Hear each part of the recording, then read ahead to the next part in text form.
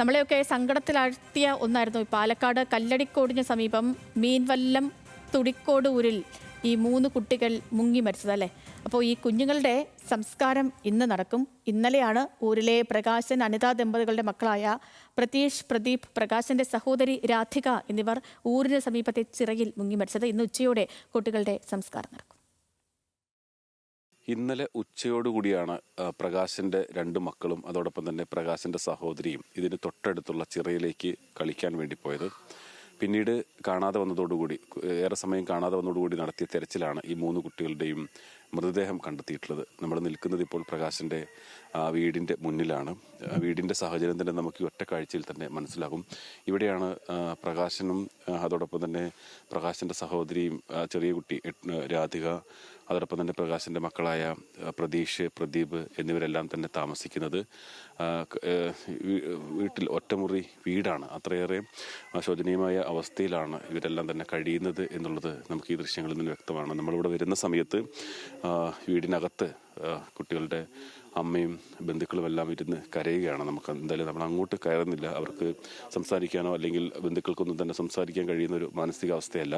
ഇവിടെ നിന്നും ഏറെക്കുറെ ഒരു 100 മീറ്റർ പോലും ഇല്ല, അവിടെ നിന്ന് മാറിയാണ് ഇവിടുത്തെ ചിറ ഉള്ളത്. ആ ചിറയിലേക്കാണ് ഉച്ചയോടുകൂടി കുട്ടികൾ ഭക്ഷണം കഴിച്ചതിന് ശേഷം അവിടേക്ക് പോയിട്ടുള്ളത്. അതിനുശേഷമാണ് ഈ അപകടത്തിൽപ്പെട്ടിട്ടുള്ളത്. നേരത്തെ പറഞ്ഞ പോലെ തന്നെ ആ വീടിൽ നിന്ന് ഏറെക്കുറെ 100 മീറ്റർ പോലും ഇല്ല, അത്രയും അടുത്താണ് ഈ ചിറ എന്ന് പറയുന്നത്. തോടിന് കുറുകെ നിർമ്മിച്ചിട്ടുള്ളൊരു ചിറയാണ്. അവിടെയാണ് ഉച്ചയ്ക്ക് ശേഷം ഈ കുട്ടികൾ അപകടത്തിൽപ്പെട്ടിട്ടുള്ളത്. നിങ്ങൾ ഇവിടെയുള്ള ആളുകൾ തന്നെയാണ്? അതെ, എൻ്റെ വീട് ഇവിടെയാണ്. ഇതെങ്ങനെയായി അപകടത്തിൽപ്പെട്ടത്? അത് അറിയില്ല. ഞങ്ങൾ രാവിലെ 6 മണിക്ക് വെട്ടാൻ പോയതാണ്. തിരിച്ചു വന്നപ്പോൾ പിന്നെ ചെറിയ പണി ഉണ്ടായിരുന്നു. അതിൽ 5:30 ആയി വന്നപ്പോൾ അറിയില്ല. സ്ഥിരമായിട്ട് പോകുന്നതാണോ? പോകുന്നതാണ്, ഞാൻ കാണുന്നതാണ്. ഞാൻ കണ്ടു കഴിഞ്ഞാൽ കയറ്റി വിടുന്നതാണ്. ഞാനില്ലാത്ത ശ്രദ്ധ കുറവാണ് ഇവിടെ പറ്റിയത്. വന്ന് കളിക്കുന്നുണ്ട്, പക്ഷെ എൻ്റെ കണ്ണിൽ കണ്ട് ഞാൻ കയറ്റി വിടും. അങ്ങനെയാണ്. നിങ്ങൾ വരുന്ന സമയത്ത് എന്തായിരുന്നു? ഞാൻ വരുമ്പോൾ 2 കുട്ടികളോട് കയറ്റി കിടത്തിയിരിക്കണം. അപ്പോൾ ആ കുട്ടികളെ കൊണ്ട് ഹോസ്പിറ്റലിലേക്ക് വിട്ടു. പിന്നെ ഇറങ്ങിയപ്പോഴാണ് പെൺകുട്ടീനോട് ഇവിടുന്ന് ഈ ഭാഗത്തു നിന്നായി കിട്ടിയത്. രാവിലെ മറ്റു സ്ഥലങ്ങളിലൊക്കെ തെരഞ്ഞ ശേഷമാണോ നമ്മൾ എന്നെ വിളിച്ചിട്ട് ചോദിച്ചു, കുട്ടികളെ വീടിൻ്റെ അധികം വരുന്നത് കണ്ടോ എന്നൊക്കെ ചോദിച്ചു. അപ്പോൾ ഞാൻ ഇല്ല പറഞ്ഞു. 10 മിനിറ്റ് കഴിഞ്ഞപ്പോൾ വിളിക്കണം, ഇങ്ങനെ കരഞ്ഞിട്ട് വിളിക്കണം. അപ്പോൾ ഓടി വന്നപ്പോൾ കുട്ടികളെ ഇവിടെ കിടത്തേക്കണം. ആ കുട്ടികളെ കൊണ്ട് ഹോസ്പിറ്റലിൽ പോയി. ആദ്യം കരുതിയത് വേറെ സ്ഥലത്ത് കളിക്കാൻ പോയിരിക്കണമെന്ന് വിചാരിച്ചു. അങ്ങനെ അവിടെ വന്നോ പറഞ്ഞിട്ട് ചോദിച്ചു എന്നോട്. അപ്പോൾ ഞാൻ പറഞ്ഞു അവിടെ എവിടെയും കണ്ടില്ല പറഞ്ഞു. അപ്പോഴാണ് ഇവിടെ വന്നപ്പോൾ ഇവിടെ ഇങ്ങനെ കിടക്കണേണ്ടത്. അവർ കരഞ്ഞു വിളിച്ചു, അപ്പോഴാണ് ഇവിടെ കിടക്കണം.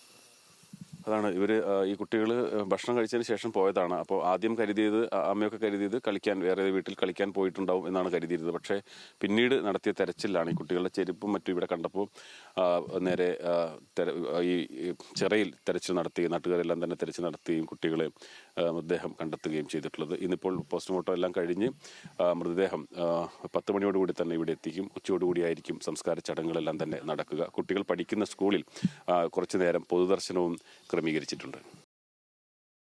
ശരി, പ്രസാദ് ശരിയാണ് വിവരങ്ങൾ.